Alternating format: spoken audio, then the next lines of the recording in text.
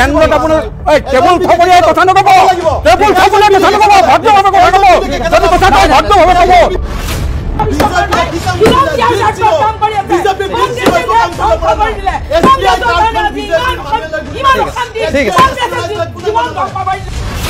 আপনাৰ লাজ লাগিব লাগে আপোনালোকৰ মই যদি আপোনালোকৰ ভিতৰত পাকিস্তানী এজেন্ট দুজন আজি সভাপতি হৈছিল পাকিস্তানী এজন প্ৰমাণ কংগ্ৰেছৰ 10 সেপ্টেম্বৰত পাকিস্তানী এজন আপোনালোকৰ নৰেন্দ্ৰ মোদী ডাঙৰীয়া বিজেপি খাইছিল নৰেন্দ্ৰ মোদী ডাঙৰীয়াই ডনাল্ড ট্ৰাম্পৰ কথা শুনি কিয় চিফাই দিলে মানে এইটো সঁচা কথা ক'ব লাগিব নৰেন্দ্ৰ মোদী ডাঙৰীয়াই 26ৰ ৰাজনীতি ধৰ্মীয় মেৰুকৰণৰ ৰাজনীতি বা এই যিবোৰ উচ্ছেদ অভিযান চলি আছে এইবোৰে এই 26ৰ ৰাজনীতিত কি প্ৰভাৱ পেলাব ইয়াৰ আৰত কিবা ভোটৰ অংক আছে নেকি নে সঁচাকৈয়ে অস্তিত্বৰ সংকটত খিলঞ্জিয়া পৰিছে আৰু খিলঞ্জিয়াক অস্তিত্বৰ সংকটৰ পৰা উদ্ধাৰ কৰিবৰ কাৰণে বিজেপিয়ে এনেকুৱা ধৰণৰ কামকাজ হাতত লৈছে এই সমগ্ৰ বিষয় সন্দৰ্ভত আজি আমি আলোচনা কৰিম ষ্টুডিঅ'ত মোৰ সৈতে 5 গৰাকীকৈ অতিথি আছে মই চিনাকি কৰাই দিব বিচাৰিছো কংগ্ৰেছৰ মুখপাত্ৰ উপেন ৰাজ নাথ আছে নাথ ডাঙৰীয়া স্বাগতম জনাইছো অসম জাতীয় পৰিষদৰ পংকজ লোচন গোস্বামী আছে গোস্বামী ডাঙৰীয়া স্বাগতম জনাইছো আমাৰ সৈতে আছে লেখিকা শিখা শৰ্মা ডাঙৰীয়া মই আপোনাক স্বাগতম জনাইছো আৰু বিজেপিৰ মুখপাত্ৰ ব্ৰজেন মহন্ত আছে মহন্ত ডাঙৰীয়া স্বাগতম জনাইছো আৰু আমাৰ সৈতে সংযুক্ত হৈছে হি এআইডিএফৰ মাসুদ আক্তাৰ জামান ডাঙৰীয়া মই আপোনাক স্বাগতম জনাইছো আৰু নগাঁৱৰ পৰা আমাৰ সৈতে পোনপটীয়া সম্প্ৰচাৰত সংযুক্ত হ'ব অগপৰ মণিমাধৱ মহন্ত মই আলোচনাটো উপেন ৰাজ নাথ আপোনাৰ পৰা আৰম্ভ কৰিব বিচাৰিছো গুৱাহাটীৰ পাহাৰত যে উচ্ছেদ চলিব সেই কথা আজি মুখ্যমন্ত্ৰীৰ বক্তব্যত এটা কথা স্পষ্ট হৈ গৈছে আৰু পূৰ্ণ গতিত 26ৰ নিৰ্বাচনত ধৰ্মীয় মেৰুকৰণৰ ৰাজনীতি যে আৰম্ভ হ'ব সেই কথা অনুমান কৰি ল'ব পাৰিছে বিভিন্ন ৰাজনৈতিক মহলত বা ৰাজনৈতিক বাবাতৰি ভূৰখাসকলে ইতিমধ্যে কৈছে যে ধৰ্মীয় মেৰুকৰণৰ ৰাজনীতি চলিব উচ্ছেদো চলি আছে মিয়ালেণ্ডৰ প্ৰসংগ উত্থাপন হৈ আছে মই আপোনাকে সুধিছো এইবোৰে 26ৰ নিৰ্বাচনত কি প্ৰভাৱ পেলাব ধন্যবাদ কৃষ্ণ ডাঙৰীয়া আজি সেই অনুষ্ঠানলৈ আমন্ত্ৰণ কৰাৰ কাৰণে আৰু আপোনালোকৰ সমূহ দৰ্শকক মই কংগ্ৰেছ দলৰ উপেন নাথে নমস্কাৰ জ্ঞাপন কৰিছোঁ প্ৰথমতে আমি এষাৰ কথা ক'ব বিচাৰি যে অসমীয়া জাতি কাহানিও সংকটত নাই আজিও সংকট নাই ভৱিষ্যততো সংকটত নাই এই কাৰণে নাই এখন লাচিত বৰফুকনৰ দেশ এখন স্বৰ্গদেউ চাউলুং চুকাফাৰ দেশ এখন কুমাৰ ভাস্কৰ বৰ্মাৰ দেশ এইখন হৈছে আপোনাৰ ৰুদ্ৰসিংহৰ দেশ আৰু এখন পৰাগ দাসৰ দেশ গতিকে ইয়াত আমাৰ কোনো ভয় কৰিবলৈ একো নাই আমাৰ সমস্যা বিদেশী সমস্যা যে 10 বছৰ যিগৰাকী মুখ্যমন্ত্ৰী এই 5 বছৰ হ'ল আৰু আগত সৰ্বানন্দ সোণোৱাল ডাঙৰীয়া দুগৰাকী বিজেপি মুখ্যমন্ত্ৰীয়ে তেওঁলোকে যে এনআৰচিখন আজিলৈকে আমাক শুদ্ধ এনআৰচি দিব নোৱাৰিলে এজন বিদেশী তেওঁলোকে পঠাব নোৱাৰিলে 16 মেত নৰেন্দ্ৰ মোদী ডাঙৰীয়াই 16 মেত বাংলাদেশী যাব বুলি কৈছিল 14 চনত ক'ত গ'ল বাংলাদেশী কোনো অসমীয়াই খিলঞ্জিয়াই কোনো এজন বাংলাদেশী বিদেশী অসমত থকাটো সহ্য নকৰে আৰু এইবিলাক কথা অসমৰ মেইন সমস্যা নহয় হয় উচ্ছেদ হৈছে কৰক আমাৰ তাত কোনো আপত্তি নাই আমি বাৰ বাৰ কৈছোঁ যদি কোনোবাই পাহাৰীয়া অঞ্চলত বা কোনোবাই বনভূমিত কোনোবাই যদি আপোনাৰ দখল কৰিছে এইটো উচ্ছেদ হওক আমাৰ বনভূমি সুৰক্ষিত হৈ থাকিবলৈ সেউজ অসমখন এখন সেউজ সমৃদ্ধিশালী আমি অসম আমি সকলোৱে বিচাৰোঁ এতিয়া আমাৰ প্ৰশ্ন হৈছে যে এই উচ্ছেদৰ আঁৰৰ পৰ্দাখনৰ ৰহস্যখিনি কি ৰহস্যখিনি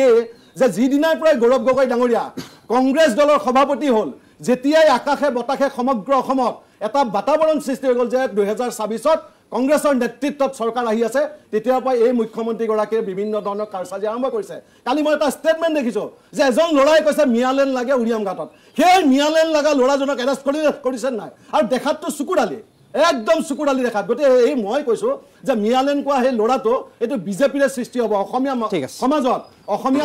আমাৰ অসমৰ যিবোৰ জাতীয় সমস্যা না তেওঁলোকে বানপানী সমস্যা সমাধান কৰিলে না গৰাখহনীয়া সমস্যা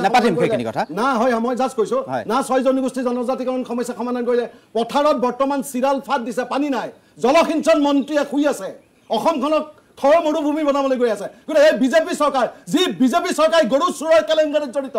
যি বিজেপি চৰকাৰ গৰু চুৰ গৰু খুটিৰ গৰু চুৰৰ লগত জড়িত গাই মাতাৰ লগত যোনে খেলা কৰে সেই বিজেপি চৰকাৰক অসমৰ ৰাইজে বিদায় দিব 2026 ঠিক আছে শিখা শৰ্মা অসমীয়া অস্তিত্বৰ সংকটত নাই বুলি কংগ্ৰেছৰ প্ৰতিনিধিগৰাকীয়ে স্পষ্টকৈ কৈছে আৰু বিজেপি চৰকাৰক বিদায় দিব বুলি কৈছে আপুনি কেনেদৰে চাইছে খিলঞ্জিয়াৰ অস্তিত্বৰ সংকট হোৱা নাই নেকি চাওক তেখেতে এটা কথা কৈছে মই তাৰ আগতে এটা কথা কওঁ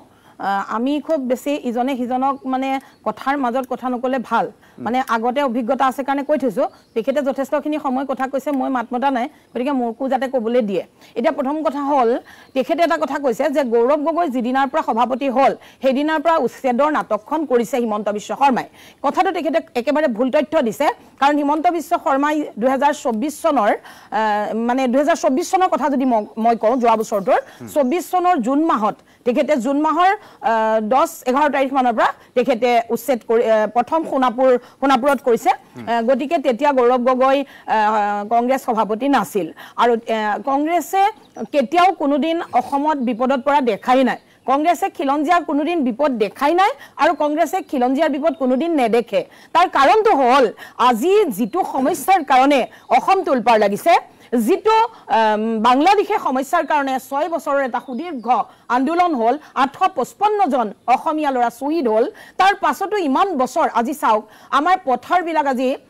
বাংলাদেশী মূলৰ মানুহৰ হাতত আমাৰ বজাৰ শাক-পাচলি বজাৰ আপুনি যদি গুৱাহাটীত চাই আপুনি 6 মাইলৰ বজাৰৰ পৰা নাৰেংগী পাথৰকুঁৱৰী আৰু এইফালে আপুনি গোটেই গুৱাহাটী মই য'ত থাকো মই ভিআইপি ৰোডত থাকো মই সেই এৰিয়াটোৰ কথা কৈছো তাত এখনো দোকান মানে খুব কম 1% আপোনাৰ খিলঞ্জিয়া মানুহৰ ব্যৱসায় আছে গতিকে এই গোটেই বস্তুটো তেওঁলোকে লৈছে গতিকে খিলঞ্জিয়াৰ সংকট আহা নহয় অলৰেডি আহিলে আৰু যদি বিজেপি চৰকাৰখনে এইখিনি পদক্ষেপ নললে হেতেন তেনেহলে আমি আজি ভৰি দিবলৈ জেগা নহলহেতেন আৰু আমি আশাবাদী লগতে অসমৰ সকলো ৰাইজ 90% ৰাইজ আশাবাদী যে 26ত পুনৰ বিজেপি চৰকাৰক আমি আনিম আৰু বিজেপি চৰকাৰে এতিয়া যিখিনি বাকি থাকিব সেই কামখিনি 26ত সম্পূৰ্ণ কৰিব আৰু খিলঞ্জিয়াৰ যিটো অস্তিত্ব নোহোৱা হোৱাৰ বিপন্ন হোৱাৰ যিটো ৰাস্তা আমি দেখি আছো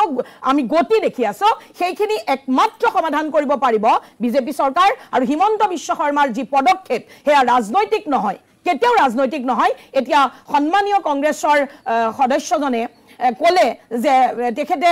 হিমন্ত বিশ্ব শৰ্মাৰ ৰাজনীতি কৈছে কিন্তু আমাৰ বিষয়টো হ'ল মিয়ালেণ্ড গতিকে তেখেতে এজন খিলঞ্জিয়া ব্যক্তি কংগ্ৰেছৰ প্ৰতিনিধিজন এজন খিলঞ্জিয়া ব্যক্তি গতিকে তেখেতে এটলিষ্ট এইটো স্বীকাৰ কৰক যে মিয়া আৰু খিলঞ্জিয়া এটা সংঘাত হৈছে এটা সমস্যা হৈছে তেখেতে ৰাজনীতিৰ উদ্ধত গৈ এটা কথা ভাবক যে মিয়ায়ে ইমান লাখ লাখ বিঘা মাটি দখল কৰি আছে হিমন্ত বিশ্ব শৰ্মাৰ কাৰ্যকালত এতিয়ালৈকে 1,39,000 মাটি উচ্ছেদ হৈছে আৰু আছেই কৰিবলৈ গতিকে 1,39,000 মাটিত যেতিয়া বাংলাদেশী মূলৰ মানুহ বহি থাকে তাক যেতিয়া উচ্ছেদ কৰা হয় তেতিয়া কংগ্ৰেছৰ প্ৰতিনিধিগৰাকীয়ে যদি কয় যে এয়া ৰাজনীতি তেনেহলে আমি মানি ল'ব নোৱাৰো মই এষাৰ কথা কৈলো ডাঙৰীয়া এটা চাও মই এই কাৰণে ক'লো চাও মই উপেন নাথ খিলঞ্জিয়া কি আমাৰ তেজত ৰন্ধে ৰন্ধে কুমাৰ ভাস্কৰ বৰ্মা লাচিত বৰফুকন ৰুদ্ৰসিংহৰ তেজ দৌৰিয়ে থাকে অনাবৰত কোনোবাই মিয়ালেণ্ড দাবী কৰিব সেই মানুহটোক ইমিডিয়েট এৰেষ্ট কৰিব লাগে আৰু যি আইনী ব্যৱস্থা ল'বলৈ দিব লাগে তাত আমাৰ কোনো আপত্তি নাই 2 নম্বৰ এইখন অসম এই অসমত আমাৰ লক্ষ্মীনাথ বেজবৰুৱাদেৱে কবিতা এটাত কৈ গৈছিল এজন শংকলাদ্বীপ বুলি ৰজা আছিল শংকলাদ্বীপ কেনেকুৱা ৰজা আছিল 4 লাখ পদাতিক লাখ অশ্বাৰোহী মানে 4 লাখ তেওঁলোকৰ যায় সৈনিক 4 লাখ পদাতিক লাখ অশ্বাৰোহী 4,000 হাতী আমাৰ শংকলাদ্বীপৰ বীৰ্য বিক্ৰম ভাৰত বিয়পা খ্যাতি ভাৰতবৰ্ষ কপাই দিয়া অসমীয়া ৰজা বোলে এই অসমত কোনোবা মুখ্যমন্ত্ৰীয়ে ক'ব আমি সুৰক্ষিত নহয় এই মুখ্যমন্ত্ৰীজনে আমাৰ অসমীয়া জাতিক সুৰক্ষা দিব তেওঁ পৰা নাই ডিলিমিটেশ্যন কৰি পেলাই তেওঁ কি কৈছিল অসমীয়া জাতি সুৰক্ষিত 50 বছৰলৈকে আজি যদি 10 বছৰ অসমীয়া জাতি সুৰক্ষিত নহয় তেখেতে মুখ্যমন্ত্ৰীৰ চকীখন এৰি দিব লাগে গতিকে নিৰ্বাচন পাতক যোগ্য মুখ্যমন্ত্ৰী অসমৰ ৰাইজে বিচাৰ কৰি পেলাই পঠাব এইখিনি আমি কৈছো ঠিক আছে মই পংকজ লোচন গোস্বামী মই আপোনাৰ কাষলৈ আহিছোঁ ইতিমধ্যে আপুনি দুইজনৰ বক্তব্য শুনিলে এজনে কৈছে উপেন ৰাজনাথে স্পষ্টকৈ কৈছে যে খিলঞ্জিয়াৰ কোনো ধৰণৰ সংকট অহা নাই আৰু শিখা শৰ্মাই স্পষ্টকৈ কৈছে যে এইটো এটা খিলঞ্জিয়াৰ সংকটপূৰ্ণ সময় আৰু কেৱল বিজেপি চৰকাৰখনেহে এই সমস্যাটোৰ সমাধান কৰিব পাৰিব প্ৰথম কথা খিলঞ্জিয়াৰ সংকট আজি নহয় 40 বছৰ আগতেই আৰম্ভ হৈছে মই অসম আন্দোলনত অংশগ্ৰহণ কৰা এগৰাকী ব্যক্তি তো এইটো আজি ৰাজনৈতিক কাৰণত কোনোবাই ক'ব পাৰে খিলঞ্জিয়াৰ সংকট হোৱা নাই বুলি কিন্তু খিলঞ্জিয়াৰ সংকট 40 বছৰ আগতে আৰম্ভ হৈছিল আৰু 40 বছৰ অসমৰ ৰাইজে আন্দোলন কৰিলে তাৰ পিছত এখন চুক্তি হ'ল আৰু সেই চুক্তিখন যেন এটা ফুটবল পালে ৰাজনৈতিক দলবিলাকে এবাৰ ইফালে লঠিয়াব এবাৰ ইফালে লঠিয়াব আৰু এই লঠিয়াই যিবিলাক চুক্তি ৰূপায়ণত থকা ব্যক্তি যোৱা 15-16 বছৰে চুক্তিখন ৰূপায়ণত থকা ব্যক্তিবিলাকে আজি দেশৰ মুখ্যমন্ত্ৰীৰ আসনত বহি এডাল কুটাও ইফালৰ পৰা সিফাল নকৰি আজি তেওঁ অসমীয়া জাতিক উদ্ধাৰ কৰাৰ কাৰণে নিৰ্বাচনৰ আগে আগে শ্লোগান দিছে মই দুটামান কথা স্পষ্ট কৰি দিছোঁ অসমৰ প্ৰতিটো চৰকাৰী ভূমি বেদখলমুক্ত হ'ব লাগে তাৰ লগে লগে যোৱা 50 বছৰে ব্ৰহ্মপুত্ৰ আৰু উপনৈসমূহৰ খহনীয়াত যিখিনি ভূমিহীন হ'ল মানুহ সেইখিনি মানুহৰ হিচাপটো লাগে আৰু সেইখিনি মানুহক নিজৰ ঘৰখন পাতিবৰ কাৰণে এক বিঘা মাটি দিয়াটো চৰকাৰৰ দায়িত্ব সেই কামটো কৰিব লাগে তাৰ ব্যতিৰেকে চুক্তি অনুসৰি যিখিনি মানুহ বাহিৰৰ পৰা আমাৰ ইয়াত আহিছে এই মানুহখিনিক বিতাৰিত কৰিব লাগে আজি ডাবল ইঞ্জিনৰ চৰকাৰ বুলি কয় যেতিয়া ভোট বিচাৰিব কোনোবাই মানুহে ভাবে যে ডাবল ইঞ্জিন থাকিলে আমাৰ সকলোবিলাক সমস্যা সমাধান হ'ব কিন্তু ডাবল ইঞ্জিনৰ চৰকাৰে আটাইতকৈ বিফলতা প্ৰদৰ্শন কৰা কামটোৱে হৈছে এই 40 বছৰীয়া সমস্যাটো যেটো সমস্যা শেষ হলে কিছুমান মানুহৰ ৰাজনীতি কৰাৰ পৰিৱেশটো নাথাকিব সেই কাৰণে এই পৰিৱেশটো তেখেতসকলে সমাধান হোৱাটো নিবিচাৰে খুব আশ্চৰ্যৰে লক্ষ্য কৰিছো যোৱা দিনবিলাকত দুটা কথা হৈছে যোৱা বিটিআৰ নিৰ্বাচনৰ সময়ত বিটিআৰ নিৰ্বাচনৰ সময়ত বৰ্তমানৰ মুখ্যমন্ত্ৰী গৰাকীয়ে ভাষণ দিছিলে অসমৰ প্ৰতিজন ভূমিপুত্ৰ প্ৰতিজন অসমীয়া খিলঞ্জীয়া মানুহে তেওঁলোকৰ ভূমিৰ অধিকাৰ পাবই লাগিব আৰু এখপ ওপৰলৈ গৈ তেখেতে ক'লে যোন য'ত চৰকাৰী ভূমিত বসবাস কৰি আছে তেওঁলোকক আমি ন্যায়পত্তা দিম সেই কথাবিলাক কি হ'ল এতিয়া আপুনি যে কৈছে খিলঞ্জীয়াৰ সংকট এইবিলাক একো নহয় খিলঞ্জীয়াৰ সংকট 40 বছৰ আগতে আৰম্ভ হৈছে আৰু এইটো খিলঞ্জীয়াৰ সংকট এই ডায়লগটো লৈ ৰাজনীতি পথাৰখন চৰকি হৈ আছে কোনোবাই ৰাজনীতি কৰি আছে ঠিক আছে মানে খিলঞ্জীয়াৰ দাদাই ধুনীয়া কথা যে খিলঞ্জীয়াৰ যি সংকট মই এইকাৰণে ক'লো যে মুখ্যমন্ত্ৰী গৰাকী অপাৰক যে তেওঁ এসময়ত অসম চুক্তি ৰূপায়ণ মন্ত্ৰী আছে যে তেখেত মুখ্যমন্ত্ৰী যে আমাৰ এনআৰচিখন শক্তিশালী এনআৰচি কেতিয়া দিব গেথেলা কিয় মাৰিলে এনআৰচি যোনে পৰিকাঠামো তৈয়াৰ কৰিছে এগৰাকী নেতাই কৈছে যে এই এনআৰচিখন বিজেপিয়ে ৰাম ঠগন দিলে 1 নম্বৰ 2 নম্বৰ হ'ল অমিত শাহে কৈছিল 6 নং দফাৰ প্ৰতিবেদন আখৰে আখৰে পালন কৰিব ইনাৰ লাইন পাৰমিট ক'ত তাৰ পিছত আহিল আমাৰ বিদেশী সমস্যা যে আপোনাৰ 10 বছৰত কেইজন বিদেশী বাংলাদেশী আপুনি বাংলাদেশলৈ পঠালে নৰেন্দ্ৰ মোদী ডাঙৰীয়াই হিফালৰ পৰা ইলিশ মাছ পঠাই হিফালৰ পৰা আম পঠায় কিন্তু যিখন আপোনাৰ বিদেশী প্ৰত্যাৱৰ্তন কৰা চুক্তি সেই চুক্তিখন কিয় নকৰিলে এতিয়া ঘৰিয়ালৰ চকু পানীটো কি লাভ নাই 10 বছৰ যিজন মুখ্যমন্ত্ৰী এসময়ত তেখেত আছিল অসম চুক্তি ৰূপায়ণৰ মন্ত্ৰী অসমীয়া জাতি সুৰক্ষিত কৰিব নোৱাৰিলে আজি অসম ইকনমিক্যালি যদি চাই অসম আজি 28 নম্বৰত আছে এসডিআই ৰেংকত অসম 28 নম্বৰত আছে পাৰ ক্যাপিটাল ইনকামত অসম 28 নম্বৰত আছে কোন ফালৰ পৰা এইখিনিটো কংগ্ৰেছৰ কৰিব পাৰিলে না কংগ্ৰেছে ইমান বছৰ শাসন কৰিলে 55 বছৰ অসমত মই জানাত কংগ্ৰেছে শাসন কৰিলে ইমান সময় শাসন কৰি কংগ্ৰেছে কি কৰিলে কংগ্ৰেছে মিয়াক মাটিৰ পট্টা দিলে মিয়াক আনি বহুৱালে চৰ অঞ্চলত বহাইছে গৰাখহনীয়াটো কংগ্ৰেছে কিয় ৰোধ কৰিব নোৱাৰিলে গৰাখহনীয়া এতিয়া চাও কংগ্ৰেছৰ দিনত কেইখন দলং আছিলে বিজেপিৰ দিনত আপুনি আজি গুৱাহাটীত চাওক ইমান সুন্দৰ এটা সুবিধা চাৰিওফালে ফ্লাইঅভাৰ আপুনি গোটেই অসমত আপোনাৰ হানিটা বনালে তো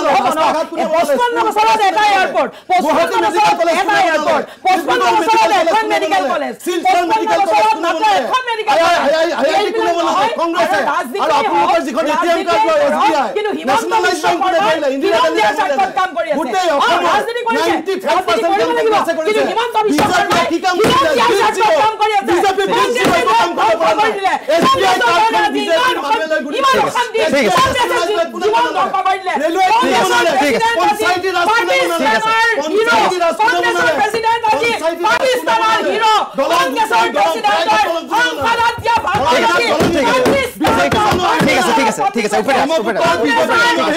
ঠিক আছে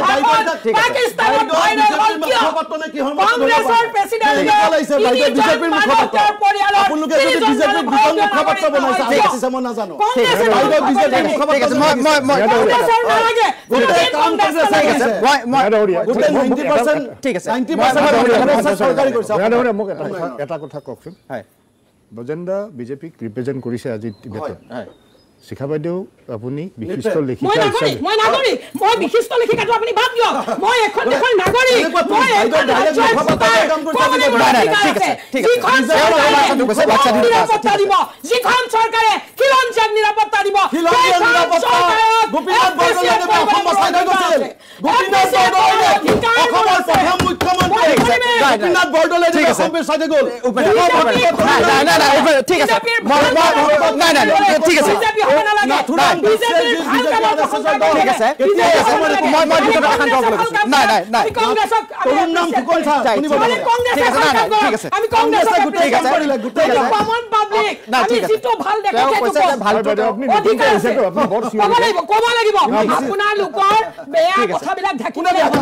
আপোনালোকে একদম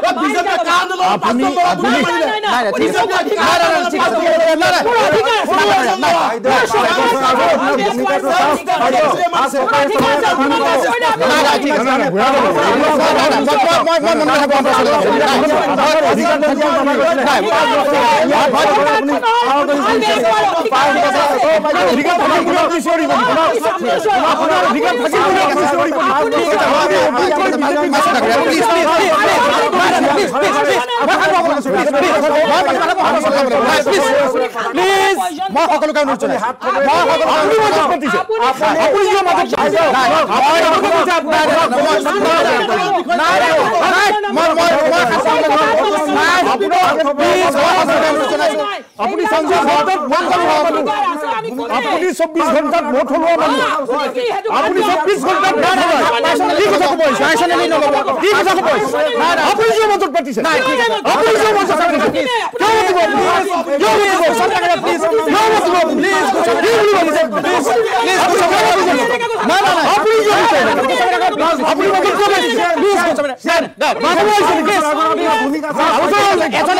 আমাকে মহিলা বলে অ্যাডভান্স প্লিজ মহিলা বলে আপনি অ্যাডভান্স দিছে নেকি ওটানো কব একদম বলি কথা কব এই আপনি মুখ সম্বলি কথা কব ওটানো কব আপনি প্লিজ প্লিজ কথা নকব প্লিজ ভূমিকা চাও মই আপোনাৰ ভূমিকা চাও আপনি হাত ধৰে কথা কৈছে কি বৰ্তমান ভগৱান প্লিজ প্লিজ মই অনুৰোধ জনাইছো চৰকাৰে গৰু ঠিক আছে চাও ৰাইজে চাই আছে এইটো ৰাইজে চাই আছে ইয়াতে এজন মানুহকে বক্তব্য ৰাখিবৰ কাৰণে বাইদেউ মাজত ৰাইজে চাই আছে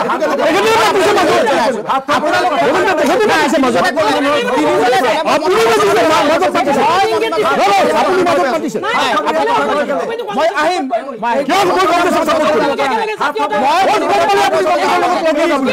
আমি বিৰোধী লগ লাগিব লাগে বুলি কৈছো কংগ্ৰেছৰ লগত তুলনা নকৰিব আপুনি এদিন কংগ্ৰেছ কৰিব এদিন এদিন বিজেপি কৰিব আপোনাৰ কথা ৰাইজে চাই আমাৰ কথা যাব ৰাইজে চাই আৰু কথা নকব প্লিজ কথা নকব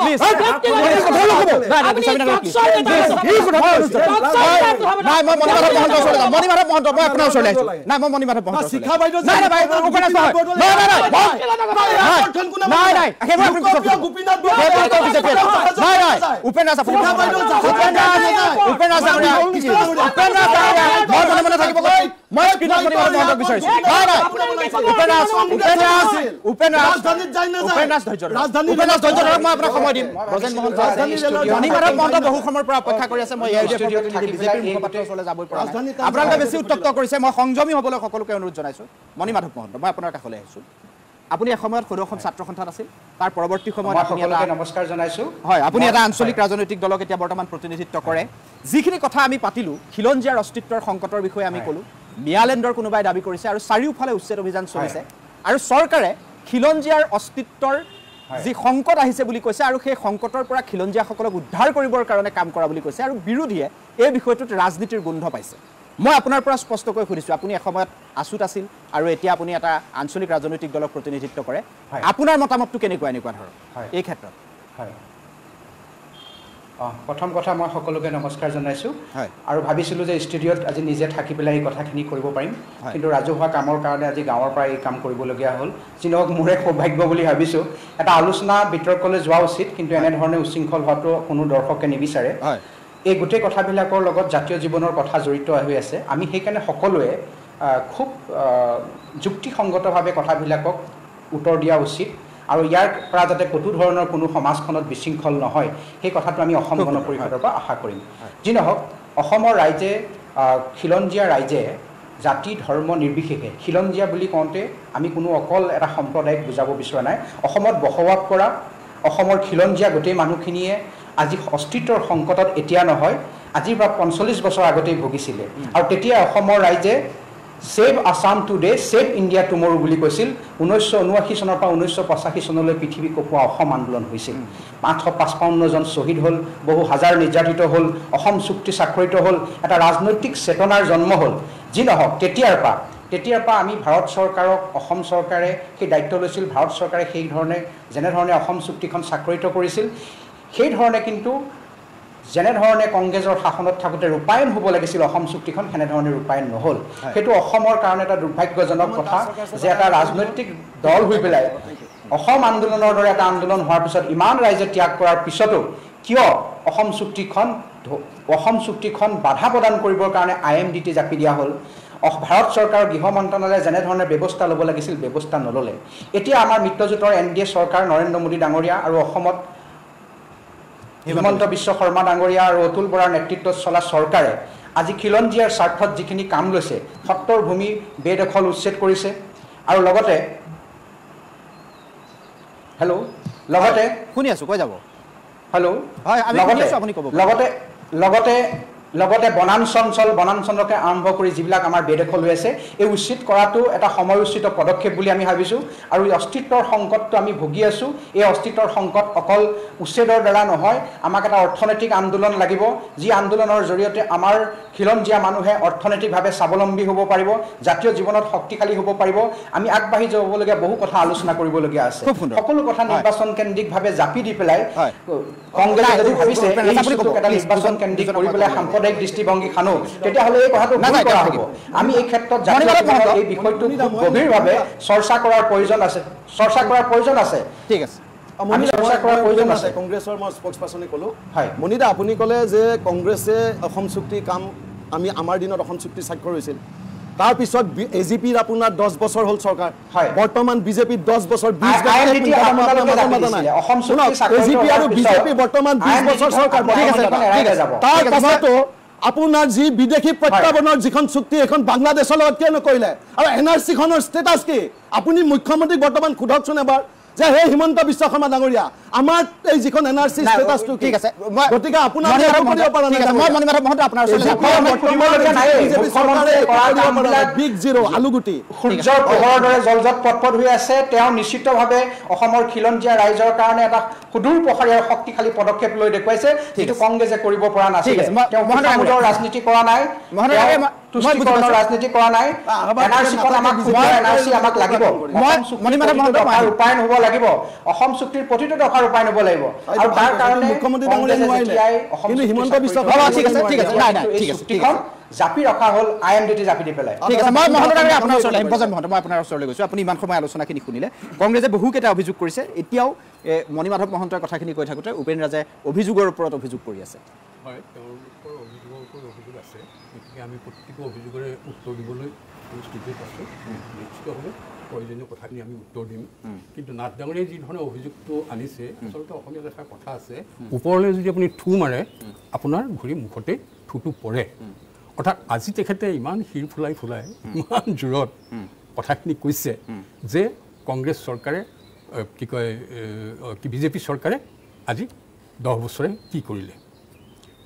তো ভাৰতবৰ্ষৰ সকলো মানুহে জানে অসমবাসী ৰাইজেও জানে যে এইখন দেশত কংগ্ৰেছৰ কিমান বছৰ ৰাজত্ব আছিল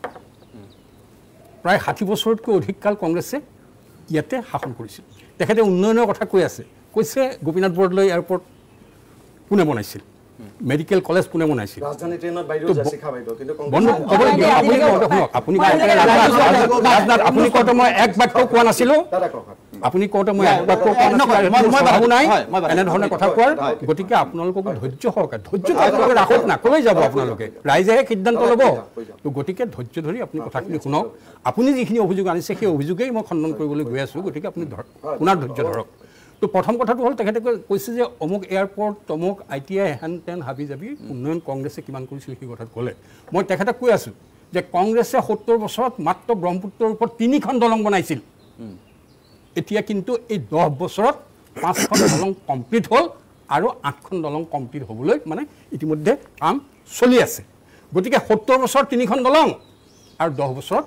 আপোনাৰ আশে পাশে 13খন দলং হ'বলৈ গৈ আছে ব্ৰহ্মপুত্ৰৰ ওপৰত এইটো হ'ল উন্নয়নৰ মানে জাষ্ট এটা উদাহৰণ আপোনাক দিলোঁ কংগ্ৰেছৰ দিনত এখন মেডিকেল কলেজ 2খন মেডিকেল কলেজ হৈছিল হয় কংগ্ৰেছৰ দিনত 2খন মেডিকেল কলেজ হৈছিল কিন্তু এতিয়া বৰপেটাৰ পৰা আৰম্ভ কৰি আপোনাৰ লখিমপুৰৰ পৰা আৰম্ভ কৰি মানে প্ৰত্যেকটো জিলাতেই এতিয়া পৰিকল্পনা হৈ আছে মেডিকেল কলেজ হোৱাৰ কাৰণে মেডিকেল হস্পিটেলৰ কাৰণেতো হৈ আছে গতিকে মেডিকেল কলেজ হস্পিটেলৰ পৰা আৰম্ভ কৰি কেঞ্চাৰ হস্পিটেললৈকে লৈ যি ধৰণৰ ব্যাপক প্ৰসাৰ হৈছে গতিকে আপুনি আপোনাৰ প্ৰশ্নখিনি মই উত্তৰ কৰি আছোঁ যে কংগ্ৰেছৰ দিনৰ উন্নয়ন আছিল সেয়া আৰু আজিৰ স্বাস্থ্যৰ কাৰণে উন্নয়ন হৈছে এনেধৰণৰ গতিকে আজিৰ তাৰিখত কংগ্ৰেছে কোনো কাৰণতে তুলনা কৰিব নোৱাৰে বিজেপিৰ লগত যে তেওঁলোকে 70 বছৰত যিখিনি কাম কৰিছিল আমি 10 বছৰ তাতকৈ মানে বহু গুণ বেছি কাম ভাৰতীয় জনতা পাৰ্টিয়ে কৰিছে এইটো হ'ল প্ৰথম কথা দ্বিতীয় কথাটো হ'ল যে আপুনি অসম আন্দোলনৰ কথা কৈ আছে অসমীয়া জাতিৰ অস্তিত্ব আজি বিনষ্ট হোৱা নাই আশংকা নাই আপোনালোকৰ কংগ্ৰেছৰ কাৰণে কোনো আশংকা নাই কাৰণ আজি কংগ্ৰেছৰ যিজন সভাপতি যিগৰাকীৰ বিৰুদ্ধে অভিযোগ উত্থাপিত হৈ আছে আপোনালোকৰ নাই আপোনালোকৰ কোনো আশংকা নাই আপুনি ক'লে ন আজি আজি আজি আজি মিয়ালেণ্ডৰ দাবী কোনো উত্থাপিত কৰিছে মিয়ালেণ্ডৰ দাবী উত্থাপিত কৰিছে গতিকে অসমীয়া দাবী আজি লংঘিত অসমৰ মুখ্যমন্ত্ৰী আজি চিন্তিত আৰু সেইটো কাৰণে অসমীয়া জাতিৰ অস্তিত্ব ৰক্ষাৰ কাৰণে আজি অসম আন্দোলন শুনক আপুনি ক'লে যে কেইজন বিদেশী খেদিলে 855 জন আপোনালোকে শ্বহীদ কৰিছে আপোনালোকে যিসকলে বিদেশী বিতৰণৰ কাৰণে যেতিয়া যুঁজ চলিছিল যেতিয়া সংগ্ৰাম হৈছিল যেতিয়া আন্দোলন হৈছিল এই আন্দোলনত আপোনালোকে 855 জন শ্বহীদ কৰিলে আপোনালোকৰ কোনো নৈতিক অধিকাৰেই নাই অসম আন্দোলনৰ প্ৰশ্নক লৈ আপোনালোকে অৰ্থ নাই 70 বছৰ ধৰি চৰকাৰ যিসকলে চুক্তি কৰিলে অসম চুক্তি কোনে স্বাক্ষৰ কৰিছিল যিটো সময়ত অসম চুক্তি স্বাক্ষৰিত হৈছিল কেন্দ্ৰত আপোনাৰ টেবুল থবলৈ কথা নক'ব টেবুল থবলৈ কথা নক'ব ভদ্ৰ হ'ব যদি কথা কয় ভদ্ৰ হ'ব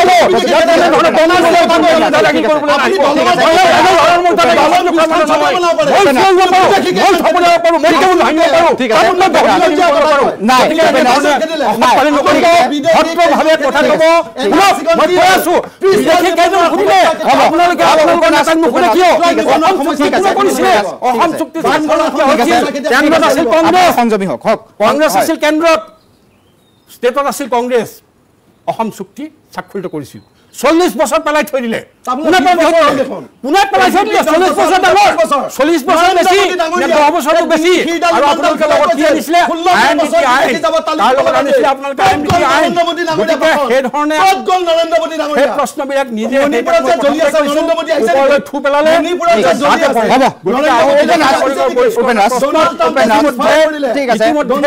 আমি এটা বিৰতি ল'ব লাগিব হয় এটা বিৰতি ল'ব লাগিব এটা বিৰতি ল'ব লাগিব মই প্ৰতিনিধি গৰাকী সময় দিব পৰা নাই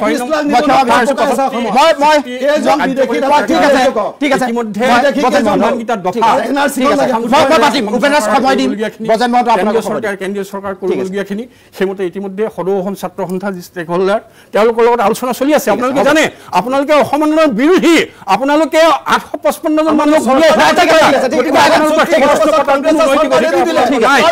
ইতিমধ্যে অসম আন্দোলনকাৰী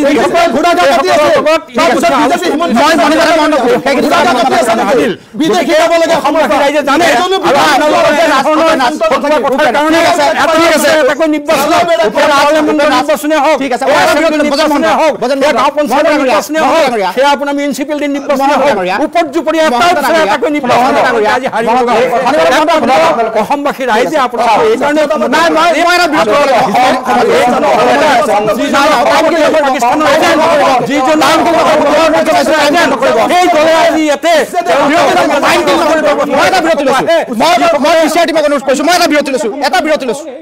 এবাৰ এআইডিএফৰ মাসুদ ডাঙৰীয়া আপোনাৰ কাষলৈ আহিছোঁ ইতিমধ্যে আপুনি আটাইকেইজনৰ মন্তব্য মোটামুটি শুনিলে আৰু আপুনি বহু সময়ৰ পৰা কিবা এটা কোৱাৰ চেষ্টা কৰি আছিল মই আপোনাৰ কাষলৈ আহিছোঁ কওক আপুনি চাওক আজিৰ বিতৰ্কত এটা কথা বাৰ বাৰ আহিছে যে খিলঞ্জীয়া আৰু মিয়া আচ্ছা আপোনালোকে কওকচোন মই পেনেলিষ্ট কেইজনক সুধিছোঁ আপোনালোকে এটা চেণ্টেন্সত উত্তৰ দিয়কচোন খিলঞ্জীয়া কোন হয় অসমত মই ধুবুৰীবাসী অসমৰ এজন মিয়া ঠিক আছে এতিয়া মই খিলঞ্জীয়া হয় কি নহয় সেইটো কওক পূৰ্ববংগীয় মূলৰ মই অসমীয়া ন অসমীয়া বুলি কয় মই খিলঞ্জীয়া হয় কি নহয় সেইটো আগে উত্তৰ দিয়ক বিজেপি জনে প্ৰথম উত্তৰ দিলে ভালো না সবে উত্তৰ দিয়ক আপুনি কংগ্ৰেছ দিব লাগিব আমিও দিয়ক আপোনালোকে 60-70 বছৰে শাসন কৰিছে আপোনালোকে দিয়ক ফলৰ পৰা প্ৰথমে বিজেপি দিয়কচোন দিয়ক ব্ৰজেন্দা আপুনি মোৰ বহুত পুৰণি চিনাকি আপুনি কওক অসমীয়া কোন খিলঞ্জীয়া কোন সেইটো উদাহৰণটো দিয়কচোন আপোনাৰ কথাটো আপুনি কৈ লওক খিলঞ্জীয়া না হৈ গ'ল মই আপোনালোকৰ প্ৰশ্ন সুধিছোঁ যিহেতু বাৰ বাৰ কথাটো আহিছে খিলঞ্জীয়া অসমৰ বায়ু পানী মাটি সেৱন কৰি যিসকলে ইয়াতে ডাঙৰ হৈছে ডাঙৰ দীঘল হৈছে আৰু যিসকলে মানে ইয়াতে মিয়ালেণ্ড দাবী কৰি আছে সেইসকলে খিলঞ্জীয়া নহয় ঠিক মই কমনে যিসকলে মানে কোনসকলে মিয়ালেণ্ড দাবী কৰিছে কিমান জনে কিমান নহয় অসম বিধানসভাটো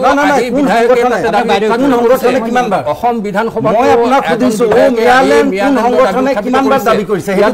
মিউজিয়ামৰ পৰা আৰম্ভ কৰি বহুত বিষয় উত্থাপিত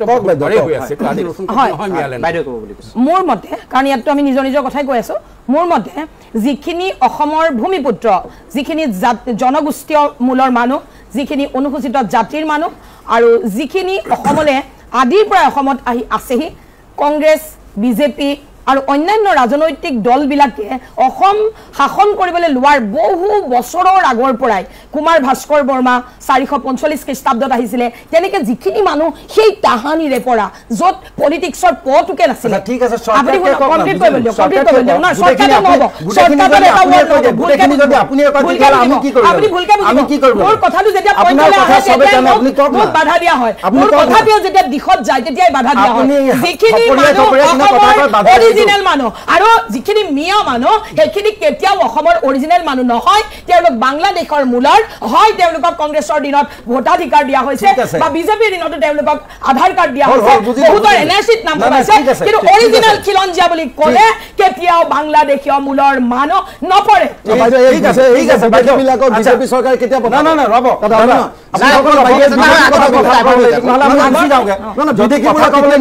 আমি গুচি যাওঁগে আমাৰতো কোনো কাম শুনক শিখা বাইদেউ ডাঙৰীয়া আপুনিতো মোক চিনি পায় হয়নে এই হেৰিটো কেমেৰাটো জুম কৰক আৰু আপুনি কি কৈছিলে সেইটো শুনক মোৰ ঘৰত প্ৰেছ কনফাৰেন্স পাতিছে ৰ'ব শুনিবলৈ দিয়ক ভদ্ৰতা মই কেমেৰা জুম কৰক কেমেৰা জুম কৰক আপোনাৰ লাজ লাগিব লাগে আপোনালোকৰ লাজ লাগিব আপুনি কি কৈছিলে মই যেতিয়া আপোনালোকৰ ভিতৰত ৰ'ব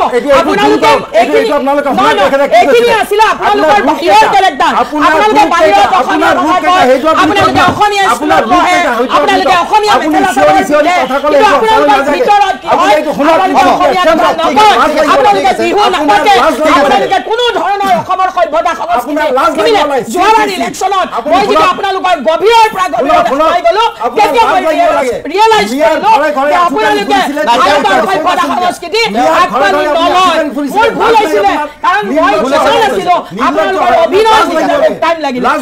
5টা বছৰ গৱেষণাৰ পাছতহে মানুহ এটা সিদ্ধান্ত লোৱা হয় আপোনালোকৰ লগত 5টা বছৰ থাকি মই সিদ্ধান্তত উপনীত হ'লোঁ যে আপোনালোক কোনোদিন অসমীয়া নাছিল আৰু আপোনালোক কোনোদিন অসমীয়া হ'ব নোৱাৰে আগৰ কথা শুনিব নালাগে মই জানো মই 5 বছৰ আপোনালোকৰ লগত আছোঁ 5টা বছৰ আছোঁ কিন্তু আপোনালোকৰ মুখা পিন্ধা কথা আপোনালোকে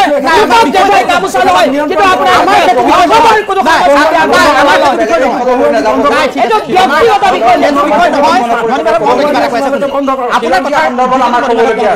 মণিমাধৱ মহন্ত আপুনি কিবা এটা কৈ আছে কওক খিলন ৰ'ব আমি বিতৰ্কটো বেলেগলৈ যোৱা উচিত নহয় DYCC হিচাপে আজি খুব গুৰুত্বপূৰ্ণ বিষয় এটা লৈ আলোচনাত বহিছে সেইকাৰণে মই বৰ ভাল পাইছোঁ কিন্তু এই কথাটো হ'ল খিলঞ্জীয়া যিটো কথা এইটো ৰাষ্ট্ৰসংঘই দিয়া এটা ডাঙৰ ধুনীয়া সংজ্ঞা আছে যিটো সকলো ৰাষ্ট্ৰই গ্ৰহণ কৰিছে আৰু অসমৰ কেইটামান ভাল যুৱকে আগতে এই ইংলিছৰ চনতখন খিলঞ্জীয়াৰ যিখন চনত খিলঞ্জীয়াৰ প্ৰশ্ন যেতিয়া এখানে কি কৈছে শুনক এখানে কি কৈছে শুনক আপুনি খিলঞ্জীয়াৰ প্ৰশ্ন কথা কৈছে আপুনি পাৰ্চনেলি লৈছে আপুনি শিখা শৰ্মাক পুৰণা ভিডিঅ' উলিয়াই পেলাই শিখা শৰ্মাক লগত ক'ব লাগিব না ৰিচাৰ্চ কৰাৰ পিছত গম পালো আপোনালোক খিলঞ্জীয়া নহয় প্ৰথমতে ভাবিছিলো আপোনালোক খিলঞ্জীয়া আপোনালোকৰ 5 বছৰ গৱেষণা কৰাৰ পিছত আপোনালোকৰ কথা গম পালা মণিমাধৱ মহন্ত খিলঞ্জীয়া শব্দটো হয় কওক আমাৰ প্ৰত্যেকৰে হৃদয়ত থকা সম্পৰ্ক হৃদয়ত থকা এটা শব্দ ইয়াৰ লগত অসমৰ ঐতিহ্য বৰ্তমান আৰু ভৱিষ্যত জড়িত আছে এই বিষয়টো লৈ পেলাই কেতিয়াও তুলুঙা আলোচনা হোৱাটো আমি নিবিচাৰোঁ যথেষ্ট অৰ্থবহ কৰে মই কৈছিলোঁ যে ৰাষ্ট্ৰসংঘই খিলঞ্জীয়া সন্দৰ্ভত এটা সৰ্বজন গ্ৰাহ্য নীতি সূত্ৰ দিছে যিটো সকলো ভাৰতকে ধৰি বিশ্বৰ বেছিভাগ দেশে মানি লৈছে আৰু আমাৰ কাৰণে ভাল খবৰ যে কেইজনমান অসমীয়া যুৱকে আজি এসপ্তাহ আগত এই খিলঞ্জীয়া ৰাষ্ট্ৰসংঘৰ চনতখন অসমীয়ালৈ অনুবাদ কৰি দিছে মই অনুৰোধ জনাম যে আপোনালোকে সেইখন সকলোৱে পঢ়ি চাওক এতিয়া অসমৰ বেলিকা আমি কি ক'ম অসমৰ বেলিকা নৃতত্ববিদসকলে হওক অসমৰ জাতীয় সংগঠনে হওক অসমৰ খিলঞ্জীয়া ভূমিপুত্ৰ জনজাতিসকল অসমীয়া তাৰ লগতে ৰাজনৈতিকভাৱে আমি এটা কথা খিলঞ্জীয়াৰ ক্ষেত্ৰত আমি সংযোগ কৰিব লাগিব যে 1951 চনৰ NRCখন থকাৰ আগলৈকে NRCৰ নাম থকাসকল আৰু তাৰ আগত অসমত বসবাস কৰাসকল সেইসকল খিলঞ্জীয়া সেইসকলক খিলঞ্জীয়া বুলি লোৱা হৈছে সেইসকল খিলঞ্জীয়া হিচাপে স্থান পাব তাৰপিছত অসমীয়া সংজ্ঞাটো অলপ বেলেগ হয় যাক ভূপেন হাজৰিকাও নিজৰ গীতৰে প্ৰকাশ কৰিছে যে অসম চুক্তি অনুযায়ী 1971 চনৰ 25 মাৰ্চৰ আগলৈকে অহাসকলক আমি অসমীয়া হিচাপে স্থান দিছোঁ কিন্তু তেওঁলোক খিলঞ্জীয়া নহয় তেওঁলোক আমাৰ নাগৰিক তেওঁলোকে সমমৰ্যাদা পাব কিন্তু তেওঁলোক খিলঞ্জীয়া নহয় খিলঞ্জীয়াক লৈ পেলাই খিলঞ্জীয়া অস্তিত্বৰ সংকটত ভোগা কাৰণে অসম আন্দোলন হৈছিল আৰু আজি কংগ্ৰেছৰ মুখৰ পৰা কেতিয়াও আমি অসম আন্দোলনৰ গুণানুকীৰ্তন নুশুনো আমি আশাও নকৰোঁ তেওঁলোকে যে অসম আন্দোলনক স্বীকৃতি দিব অসম আন্দোলনৰ 855 জন শ্বহীদৰ ওচৰত তেওঁলোকে কিন্তু আজিও ক্ষমা নামানিলে যাৰ কাৰণে আজিও খিলঞ্জীয়া মানুহে এই কংগ্ৰেছ দলটোক অঁতৰাই ৰাখে নিজৰ মনৰ পৰা কেতিয়াও ভাল নাপায় স্থান দিয়া সেইকাৰণে মই অনুৰোধ জনাম যে খিলঞ্জীয়া শব্দটো লৈ কোনো হেতালি মেলিব নালাগে আমি ভৱিষ্যতে এই ক্ষেত্ৰত যথেষ্ট কাম কৰিবলগীয়া আছে অসম গণ পৰিষদ আমি দৃঢ় প্ৰতিজ্ঞ আৰু অসম গণ পৰিষদে আগন্তুক দিনত খিলঞ্জীয়া আৰু অসমীয়া মানুহক লৈ পেলাই অসমৰ ভূমিপত্ৰসকলক লৈ পেলাই ৰাজনীতি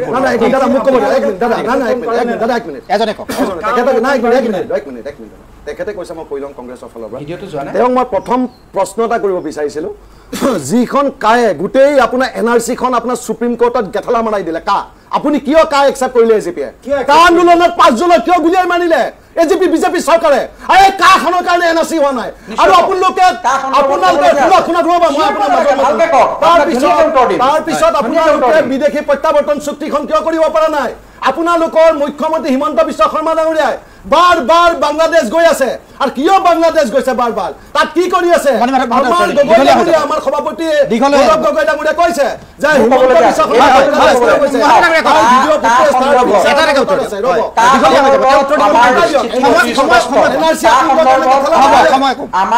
আমাৰ স্থিতি অতি স্পষ্ট কাখন অসমৰ কাৰণে অনা হোৱা নাই কাখন ভাৰত চৰকাৰে আনিছে সমগ্ৰ ভাৰতবৰ্ষৰ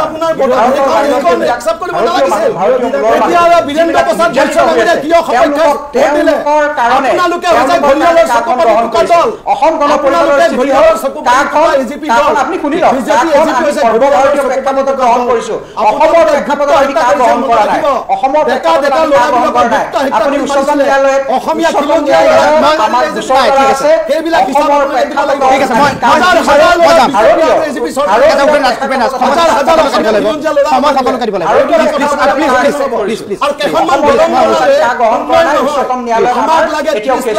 সংস্থাপন ডাঙৰীয়া আমাক দলং বনালে ৰাস্তাটো কালিলৈ যদি মণি মাধৱ মহন্ত ডাঙৰীয়া কৰবাত PWD মিনিষ্টাৰে আপুনি দলং কেইটা বনাব ৰাস্তাটো বনাব তেনেকুৱা মন্ত্ৰী আমাক নালাগে আমাক লাগে চন্দ্ৰ সূৰ্য পৃথিৱী জীয়াই থকা লাগে অসমীয়া জাতি অসমীয়া ভাষা আমাৰ তেজ লাচিত বৰফুকন কুমাৰ ভাস্কৰ বৰ্মা জীয়াই থকা বান ৰজাই জীয়াই থকা অসম লাগে সেইখন পাৰিব নেকি বনাব যদি পাৰে ইমিডিয়েটে 10 বছৰ সময় গ'ল বিজেপি চৰকাৰে কি কৰিলে ঘোড়াকা কাটি আছিল নেকি গতে এই চৰকাৰ বিদায় অসমৰ ৰাইজে অলৰেডি ডিসিশন লৈছে গৌৰৱ গগৈ ডাঙৰীয়াৰ নেতৃত্বত নতুন সূৰ্য উদয় হ'ব ঠিক আছে মই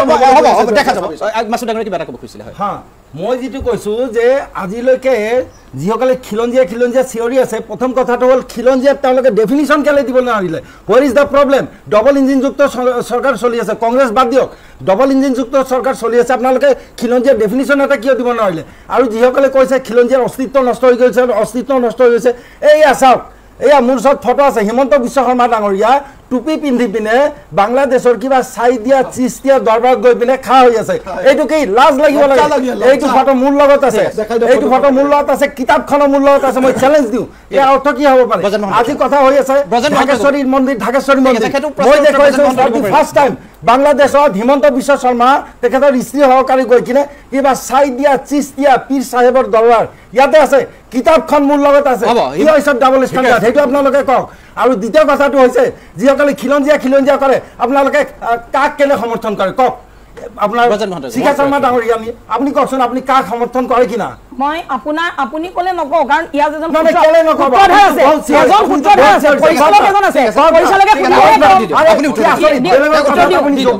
বেলেগৰ কথা জপিয়াই পাই সুধিছো এতিয়া নকয় ভদ্ৰ হৈ গ'ল বেলেগৰ কথা লাজ লাগিব লাগে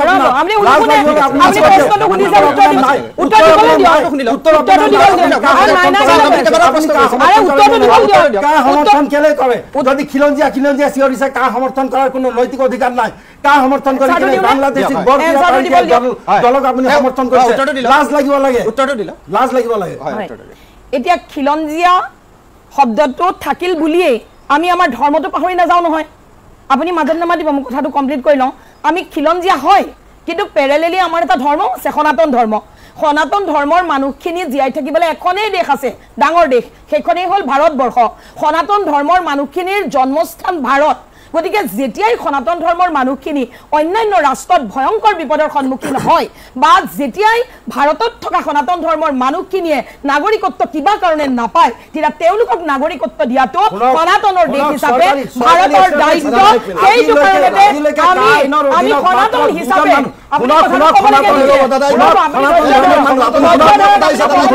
গতিকে সনাতন ধৰ্মৰ দেশ ভাৰতত প্ৰতিজন হিন্দু ভাৰতীয় প্ৰতিজন আপুনি চৰা নাই আপুনি চৰা নাই নেকি আপুনি চৰা নাই আপুনি চৰা নাছিলে মই কোন কোন নেকি আপুনি কোন নাছিলে যে ভাৰতীয় মানুহ সনাতন ধৰ্মৰ মানুহৰ জন্মস্থান ভাৰত গতিকে ভাৰতত কোনো হিন্দু বিদেশী নহয় ভাৰতত সকলো মানুহে ভাৰতীয় হিন্দু প্ৰতিজন হিন্দু ভাৰতীয় গতিকে তেওঁলোকক নাগৰিকত্ব দিয়াত আমি সমৰ্থন জনাইছোঁ আৰু হিমন্ত বিশ্ব শৰ্মাই দেশ হিচাপে তেওঁ বাংলাদেশ যাব পাৰে পাকিস্তান যাব পাৰে তেওঁ উপযুক্ত পাছপৰ্ট লৈ উপযুক্ত ভিসা লৈ তেওঁ সকলো দেশ ভ্ৰমণ কৰিব পাৰে চলিব লাগিব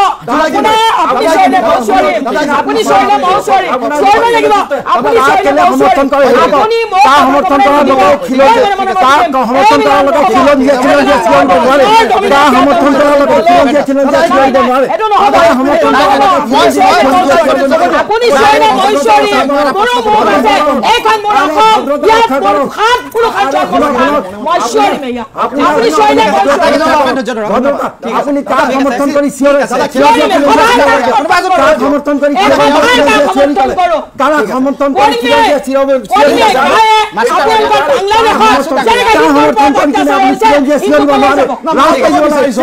সনাতন ধৰ্ম আমাৰ ধৰ্ম এক মিনিট সনাতন ধৰ্ম আমাৰ ধৰ্ম ইয়াদা ইয়াদা হি ধৰ্মস্য গ্লানিৰ ভৱতি ভাৰত অভ্যুত্থানম ধৰ্মস্য তদাত্মনম সৃজামি আমখনক গীতাত ভগৱান শ্ৰীকৃষ্ণই কৈছে আজি মই নৰেন্দ্ৰ মোদী ডাঙৰীয়া অমিত শ্বাহ ডাঙৰীয়া হিমন্ত বিশ্ব শৰ্মা ডাঙৰীয়া মই সুধিব বিচাৰিছোঁ লগত মোহন ভাগৱত ডাঙৰীয়া যে আপোনালোকে যদি সনাতনী হয় বাংলাদেশত যিখিনি হিন্দু মানুহ আছে এখন হিন্দু ৰাষ্ট্ৰ বনাই দেখাই দিয়ক ময়ো যাম মোকো বনাওক আপোনালোকৰ যি খানা বনাব কৈ দিলোঁ 2 নম্বৰ আপোনালোকে ঘৰিয়ালৰ চকু পানীটো কি লাভ নাই ইন্দিৰা গান্ধীয়ে পাকিস্তানক দুভাগ কৰিলে আপোনালোকে যি হিন্দুৰ অপাৰেশ্যন কৰিলে অপাৰেশ্যন কৰি যি আৰ্মিয়ে পিঅ'কে অধিকাৰ কৰিব গৈছিল কি কৰিলে আপোনালোকে পিঅ'কে অধিকাৰ কৰিব নাল গতি মই বিৰতি এটা ল'ব লাগিব আমাৰ হৃদয় বিৰতি ল'ব লাগিব সকলোৱে যদি কয় মোৰ অনুষ্ঠানটো চলোৱাত একেবাৰে অসুবিধা হ'ব মই এটা জীয়াই থাকিলে জীয়াই আছে পংকজলোচন গোস্বামী মই আপোনাক এটা কথা সুধিব খুজিছিলোঁ আমি সনাতনী ধৰ্মত আমি বিশ্বাস কৰোঁ আমি সেইকাৰণে কাখন সমৰ্থন কৰিব লাগে নেকি ধৰ্মক ধৰ্মৰ জায়গাত থাকিব দিয়কচোন দেশৰ সীমাটো কিয় লাগে এখন দেশৰ সুৰক্ষাৰ কাৰণে লাগে সেই দেশৰ চাৰি মাজত যিখিনি মানুহ আছে সেই মানুহখিনিৰ সুৰক্ষাৰ কাৰণে দেশৰ সীমাটো লাগে নহ'লেতো গোটেই পৃথিৱীখনতে মানুহেই আছে আপুনি আমেৰিকাততো যায় আপুনি বাহিৰৰ দেশততো যায় তাত মানুহ নাই নেকি আছে তেতিয়াহ'লে মানুহৰ যিটো ধৰ্ম সেইটো ভিতৰত ৰাখক সেইটো ভিতৰত থকাটো ভাল মই গোস্বামী মানুহ আপুনি ভূঞা আপুনি ভালকৈ জানে গতিকে আজিকালি এনেকুৱা হৈছে যে মন্দিৰ বা কিবা পূজা পাৰ্বণত গ'লেও যেন কাৰোবাৰ চাৰ্টিফিকেটখন লৈহে যাব লাগে তেনেকুৱা হৈছে এইটো এটা সংকট হৈছে সনাতনৰ সংকটটো ক'ত হৈছে আপোনালোকক কৈছোঁ গ্ৰাছ লেভেলৰ কথাটো যিবিলাকে সনাতন বুলি ৰাজনীতি কৰা মানুহবিলাকে চিঞৰ বাখৰ কৰে তেওঁলোকৰ চাৰ্টিফিকেটখন লৈহে যেন মন্দিৰত সোমাব লাগিব তেতিয়াহে মানে মই সনাতনী হ'ম মই চিম্পুল এটা কথা কৈছোঁ মই প্ৰথমতেই আপোনাক কৈছোঁ এইবিলাক চব ৰাজনীতি আৰু ব্যৱসায় ৰামচন্দ্ৰ আপোনাৰ আৰাধ্য নহয় জানো মোৰ নহয় জানো এই ৰামচন্দ্ৰৰ মন্দিৰ কৰা সময়ত এই যে পতাকাখন গোটেই দেশতে বিক্ৰী হ'ল কিমান হাজাৰ কোটি টকাৰ পতাকা বিক্ৰী হ'ল আপোনাৰ হিচাপ আছেনে আৰু কোনে বিক্ৰী কৰিলে আমাৰ নামঘৰত কোনোবা দিনা সেই ৰঙৰ পতাকা উৰিছিল নেকি আজি অসমৰ প্ৰতিটো নামঘৰত প্ৰতিখন গাড়ীত অতি ভক্তি দেখাবৰ কাৰণে সেই পতাকাখন কৰিলে আৰু সেই পতাকাখন চুৰটৰ ব্যৱসায়ীয়ে সুন্দৰকৈ ব্যৱসায় কৰিলে 20 টকাৰ পতাকাখন 150 টকাত বিক্ৰী কৰিলে খেলটো ৰাইজে বুজিছে এইটো ৰাজনীতি আৰু ব্যৱসায় নহ'লে ৰ'ব আপুনি মাজত নকবচোন মই বহুত সময় ৰৈ আছোঁ গো মাতা গৰু মাংস বিক্ৰী কৰা 1 নম্বৰ মানুহজন কোন ভাৰতবৰ্ষৰ পৰা গৰু মাংস সাপ্লাই কৰা 1 নম্বৰ মানুহজন কোন হিন্দু মানুহ তেখেতসকলৰ পৰা ডনেশ্যন লৈ ৰাজনীতি কৰা দলটো কোন বিজেপি দল হয়নে এইখিনি কথা ক'লে আপোনালোকে কিয় মনে মনে থাকে ইমান যদি শ্ৰদ্ধা কৰে গৰুক তেতিয়াহ'লে এইবিলাক কাম কৰিব নাপায় বিধৰ্মী হয় এইবিলাক সনাতন এইবিলাক কিবা কিবি কৈ এইবিলাক মাত্ৰ ৰাজনীতি কৰি আছে আৰু তেওঁলোক হ'ল বিধৰ্মী এই দুদিন আগত মই এটা ফেচবুকত পোষ্ট পালোঁ উজনি অসমৰ এজন খেতিয়কে তেওঁ হিন্দু কিবা এটা সংগঠনৰ সৈতে জড়িত তেওঁ 10,000 টকাৰ গৰু 3,000 টকা দাম নাপায় লাহে লাহে আমাৰ যে গ্ৰাম্য অৰ্থনীতিটোত এইবিলাকে প্ৰভাৱ পেলাইছে এই কথাটো আপোনালোকে স্বীকাৰ কৰি ল'বৰ সময় হৈছে আপুনি বিচাৰিছে যে মই আপোনাৰ ওচৰত হাতখন পাতি থাকোঁ 1200 টকাৰ কাৰণে পিছে পিছে দৌৰি থাকোঁ কিন্তু আপোনাক মই 1200 টকা দিব পৰা যিটো আমাৰ অৰ্থনীতি অসমৰ গাঁৱে ভূঞে সেইটো আগৰ পৰা আছিল 4 যোৰ পাৰ পুহোঁ 10টা হাঁহ পুহোঁ গৰু পুহোঁ ছাগলী পুহোঁ হয়নে বাৰীত তামোল আছে পাণ আছে আজি সেইবিলাক কি হ'ল আজি গৰুৰ দাম নাই তাৰ অৰ্থটো এইটো নহয় যে মোৰ সন্মুখত কোনোবাই গৰু কাটি খাব কোনোবা তাগত আছে পৃথিৱীত গৰু মাংস বন্ধ কৰিবৰ কাৰণে তাগত আছে এইবিলাক ৰাজনীতি নহয় যে কি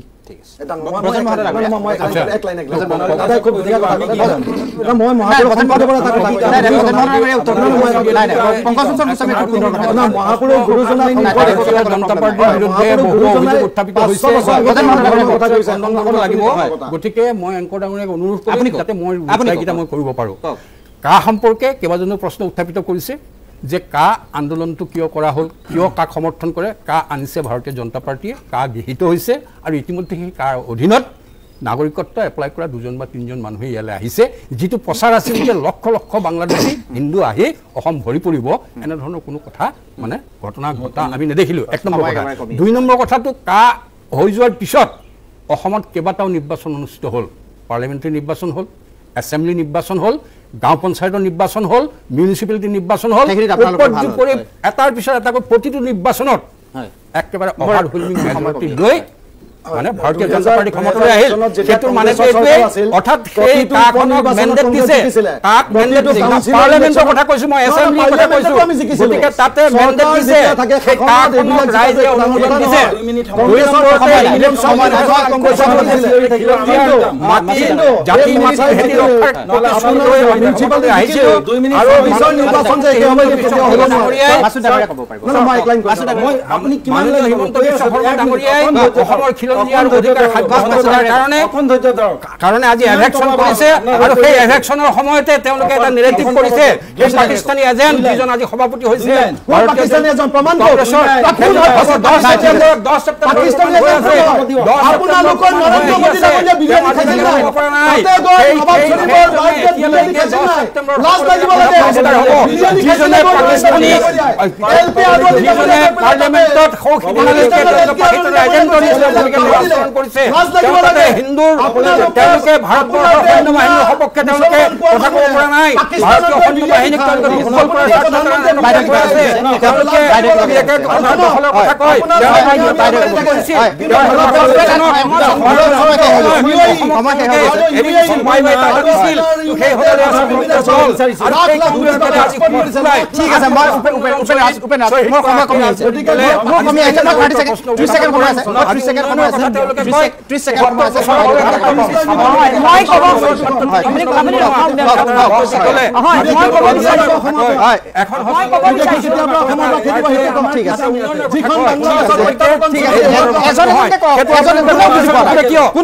কৰিছিল চুক্তি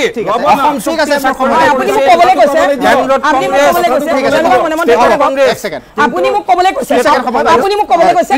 সংক্ষেপত মই কৈছোঁ আপুনি ক'বলৈ কৈছে মাজত কোনো নক'লে ভাল